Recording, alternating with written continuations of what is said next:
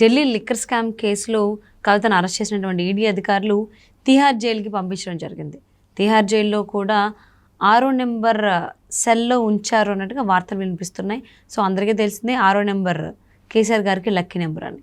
So మరి అంశానికి సంబంధించి మనతో మాట్లాడడానికి, వారి విశ్లేషణని మనతో పంచుకోవడానికి ఈరోజు మనతో పాటు ఉన్నారు senior journalist, senior political analyst CS Rao garu ఉన్నారు. వారితో మాట్లాడదాం.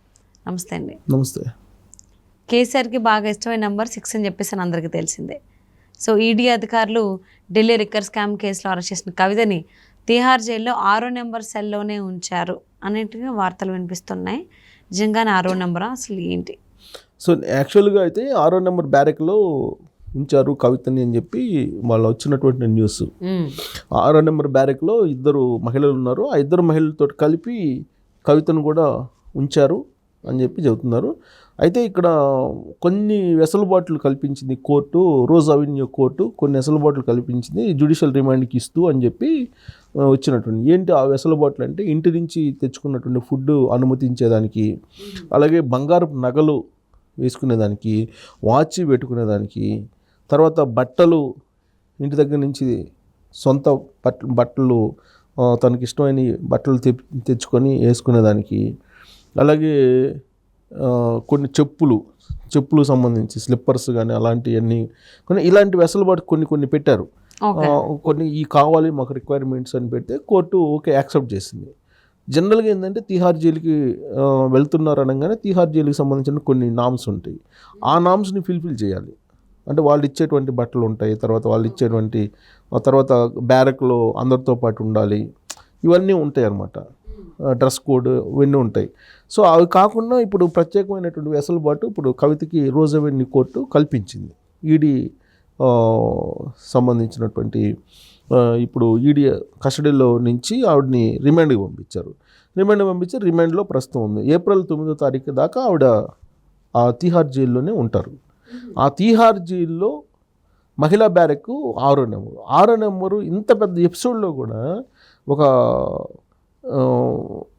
లక్కీ నెంబర్ 6వ నెంబర్ బ్యారెక్ వచ్చింది అని బీఆర్ఎస్ పార్టీలో వాళ్ళే చర్చించుకుంటున్నారు. సో లక్కీ నెంబర్ బ్యారెక్లో వచ్చింది కాబట్టి కవితక్క తొందరగా బయటకు వస్తారు అనేటువంటి ఒక ఆశ అక్కడి నుంచి కూడా ఒక పాజిటివ్ కోణాన్ని తీసుకుంటున్నారు బీఆర్ఎస్ వాళ్ళు. ఎందుకంటే 6వ నెంబర్ అనేది కేసీఆర్కి కలిసి వచ్చేటువంటి నెంబరు 6వ నెంబరు అని చెప్తుంటారు. లక్కీ నెంబర్ ఆయనది అని చెప్పి ఆయన్ని ఫాలో అవుతున్నటువంటి వాళ్ళు, ఆయనకి సూచనలు సలహాలు ఇచ్చేటువంటి ఆస్ట్రాలజిస్టులు వాళ్ళు చెప్పేది ఏంటంటే లక్కీ నెంబర్ 6 కేసీఆర్కి అని. అందుకే 6వ నెంబర్ బ్యారెక్ రావడం అనేది కొంచెం చర్చనీయాంశమైంది. సరే, ఇదంతా ఒక ఎత్తు అయితే ఇప్పుడు కవిత ఏప్రిల్ 9వ తారీఖు దాకా అంటే ఉగాది వరకు ఆవిడ జైల్లోనే ఉంటారు. అయితే ఈ లోపలనే ఆవిడ పిటిషన్ వేశారు. ఇది బెయిల్ పిటిషన్ వేశారు. Bail petition already rose avenue కోర్టులోనే వేశారు. పిటిషన్ వేసి 1వ తారీఖున అది రాబోతుంది, హియరింగ్ రాబోతుంది. సో 1వ తారీఖు రాబోతుంది. బెయిల్ ఏమన్నా వస్తుందా, వచ్చే అవకాశాలు ఉన్నాయా అనే దాని మీద కూడా ఆసక్తిగా అందరూ చర్చించుకుంటున్నారు, గమనిస్తున్నారు అనమాట. సో అయితే బెయిల్ వచ్చేటువంటి అవకాశం ఉందా లేదా అనే దాని మీద మనం ఒకసారి కొంచెం చూస్తే, బెయిల్ కావాలని చెప్పి ఎందుకు కోరుతున్నారు అని అంటే దాంట్లో మెన్షన్ చేసినటువంటి పాయింట్ ఏంటంటే, పిల్లలు ఎగ్జామ్స్కి ప్రిపేర్ అవుతున్నారు, 16వ తారీఖు వరకు ఎగ్జామ్స్ ఉన్నాయి కాబట్టి మధ్యంతర బెయిల్ కావాలి అనేటువంటి యాంగిల్లో ఆమె బెయిల్ వేశారు. సో 1వ తారీఖున దాన్ని వినడానికి కోర్టు సిద్ధపడింది.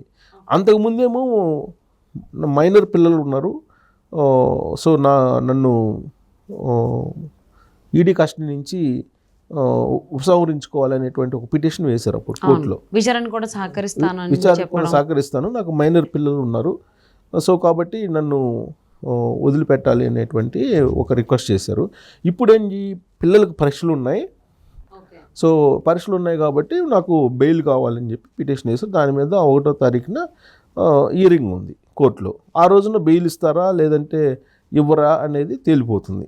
అయితే 9వ తారీఖు వరకు మాత్రం జ్యుడిషియల్ కస్టడీకి ఇవ్వడం జరిగింది. ఈ లోపుగానే ఈడీ వాళ్ళు ఏం చేస్తున్నారంటే కస్టడీకి కోరుతున్నారు. ఎందుకంటే మాకు పూర్తి సమాచారం రావాల్సి ఉంది ఇంకా కూడా.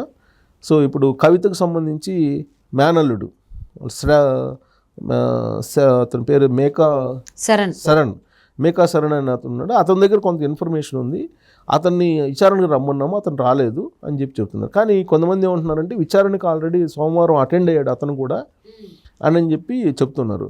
తర్వాత కవిత పిఏ శరత్ అని కవిత పిఏ దగ్గర కూడా కొంత ఇన్ఫర్మేషన్ ఉంది అని చెప్పి ఈడీ అధికారులు అనుమానిస్తున్నారు. సో కాబట్టి శరణ్ మేనలుడు వీళ్ళని విచారించాలని ఈడీ అధికారులు భావిస్తూ ఉన్నారు. సో ఈ క్రమంలో మళ్ళీ కస్టడీకి అడుగుతున్నారు. ఇదంతా ఒక ఎత్తు అయితే అసలు కేజ్రీవాల్ని, కవితని, ఇద్దరిని, అలాగే సిసోడియాని, ముగ్గురిని కూర్చోబెట్టి అవసరమైతే సుఖేష్ చంద్రశేఖర్ని కూడా కూర్చోబెట్టి అందరితోటి మాట్లాడాలి, ముఖాముఖి మాట్లాడితే కానీ దీనికి క్లారిటీ వచ్చేటువంటి అవకాశం లేదు అనేది ఇంకోటి వినిపిస్తుంది.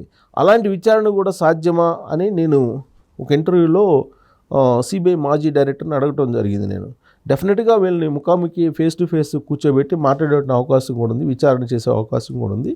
ఎందుకనంటే ఇప్పటి వరకు కూడా వాళ్ళు ఉపయోగించినటువంటి ఫోన్లు ఏవైతే ఉన్నాయో ఆ ఫోన్లన్నింటినీ కూడా ఇప్పుడు సిబిఐకి అది ఈడీకి ఇచ్చారు కానీ దాంట్లో కొన్ని ఫార్మేట్ అయినాయి కానీ కొన్ని ఫార్మేట్ కాల. అంటే వీళ్ళు సమాచారాన్ని డిస్టర్బ్ చేసేసారు. సో అది ఇంకొక నేరం కింద వస్తుందని చెప్పి ఆయన అంటాడు. సో కాబట్టి మొత్తం 10 ఐఫోన్లు వాడారు. ఈ 10 ఐఫోన్లకు సంబంధించి కొన్ని ఏమో మళ్ళీ ఫార్మేట్ చేయగలిగారు కానీ కొన్ని ఫార్మేట్ చేయలేకపోయారు. సో ఫార్మేట్ చేయలేకపోయారు కాబట్టి దాన్ని ఫార్మేట్ చేయలేనటువంటి దాంట్లో ఏమి ఇన్ఫర్మేషన్ ఉంది అని చెప్పి తెలుసుకోవాలంటే కనుక ఖచ్చితంగా క్రాస్ ఇంట్రాగేషన్ చేయాల్సి వస్తుంది. అందుకే అందరినీ ఒక చోట కూర్చోబెట్టి ఇంట్రాగేషన్ చేసేటువంటి అవకాశం కూడా ఉంది, ఫేస్ టు ఫేస్ చేసేటువంటి అవకాశం కూడా ఉంది అని చెప్పి ఆయన ఒక అభిప్రాయాన్ని వ్యక్తం చేశాడు. దీంతోపాటు ఒకవేళ ఈడీ కేసు నుంచి బయటపడినప్పటికీ ఇమీడియట్గా మళ్ళీ సిబిఐ కూడా ఎంటర్ అయ్యే అవకాశం ఉంది. సిబిఐది కూడా ఉంది, ప్యారలల్గా సైమల్టేనియస్గా సిబిఐది కూడా ఉంది. సో సిబిఐది కూడా ఉంది కాబట్టి సిబిఐ ఎంక్వైరీ కూడా నడిచేటువంటి అవకాశం ఉంది. లక్కీ నెంబర్ బ్యారక్ 6లో ఉన్నప్పటికి కూడా లక్కీ నెంబర్ బ్యారక్ కాబట్టి తొందరగా బయటకు వస్తారు అనేటువంటి ఒక ఆశ అయితే ఉంది. కానీ బట్ ఈ లీగల్ ఒపీనియన్ లీగల్ ఉండేటువంటి ఫీజిబిలిటీస్ వెనుక పరిశీలిస్తే ఈడీకి ఉన్నటువంటి అధికారాలని, సిబిఐకి ఉన్నటువంటి అధికారాలను పరిశీలిస్తే కనుక ఇప్పట్లో కవిత వచ్చే అవకాశం లేదు. ఎందుకంటే సిసోడి ఆల్రెడీ వన్ ఇయర్ నుంచి ఉంటున్నాడు, సుఖేష్ చంద్రశేఖర్ ఆయన ఉంటున్నాడు దాదాపు 8 నెలల నుంచి. కాబట్టి ఇవన్నీ తీసుకుంటే కనుక ఇప్పట్లో కవిత బయటపడేటువంటి ఛాన్సెస్ తక్కువ అనేది ఆయన నాకు ఇచ్చినటువంటి ఇంటర్వ్యూలో చెప్పినటువంటి మాట. సో అయితే కోర్టు ఒకవేళ ఇస్తే బెయిల్ ఇచ్చే అవకాశం ఉంది. కోర్టుకి ఉన్న విస్తృతమైనటువంటి అధికారాలు ఉన్నాయి కాబట్టి కోర్టు ఇష్టం. కానీ బ్యాక్గ్రౌండ్ కనుక చూస్తే ఇప్పట్లో వచ్చేటువంటి అవకాశం లేదు. బహుశా ఆ లక్కీ నెంబరు అందుకేమన్నా ఉపయోగపడుతుందేమో, దీర్ఘకాలం పాటు ఉండేదానికి, వెంటనే బయటకు వచ్చేదానికి కాదు. ఆ లక్కీ నెంబరు బ్యారక్ దొరికింది కాబట్టి ఆ బ్యారక్లో ఎక్కువ కాలం ఉండే అవకాశం ఉందేమో. ప్రస్తుతానికైతే 2 మహిళలతో ఉంటున్నారు ఆవిడ అని చెప్తున్నారు. తర్వాత మిగతా ఫెసిలిటీస్ అన్నీ కూడా కల్పించారు బయట నుంచి అన్నీ తీసుకెళ్ళడానికి, అలాగే కలవడానికి, డే టు డే కలవడానికి కూడా వాళ్ళ కుటుంబ సభ్యులకి అనుమతించారు అని చెప్పి చెబుతున్నారు. ఢిల్లీ లిక్కర్ స్కామ్ కేసులో అరెస్ట్ అయినటువంటి కవిత అటు తిహార్ జైల్లో 6 నెంబర్ బ్యారెక్లో ఉన్నారు. మరి అక్కడి నుంచి ఎక్కువ కాలం ఉండడానికి 6 నెంబర్ పనికొస్తుందా లేదా బయటికి రావడానికి పనికొస్తుందా అనేది చూద్దామండి. Thank you so much for spending your valuable time with S Rao garu. Thank you.